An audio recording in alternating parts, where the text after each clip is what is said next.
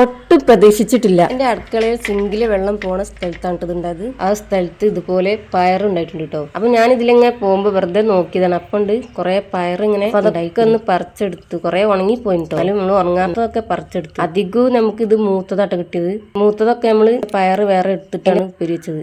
എന്താ ടേസ്റ്റ്, അടിപൊളി. വീട്ടിലൊക്കെ ഉണ്ടായപ്പോ എന്താണ് അതിന്റെ ഒരു ടേസ്റ്റ് എന്നറിയാം, അത് വേറെ തന്നെ.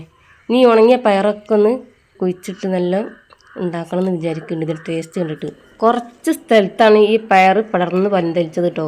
ഇനി നമുക്കൊരു കയറൊക്കെ കെട്ടി നല്ല ഉഷാറാക്കി എടുക്കണം. അപ്പോൾ ഇതുപോലെയുള്ള നല്ല പയറുകൾ തിന്നാന്നുണ്ടെങ്കിൽ നമ്മൾ സ്വന്തമായിട്ട് കുഴിച്ചിട്ടിട്ടെങ്കിലേ തിന്നാൻ കഴിയുള്ളൂ. അപ്പം എനിക്കിത് പ്രകൃതി തന്നെ തന്നതാണ് കേട്ടോ. അപ്പം ഞാനിവിടുന്ന് വേസ്റ്റിൽ നിന്നൊക്കെ ഉണ്ടായതാട്ടത്.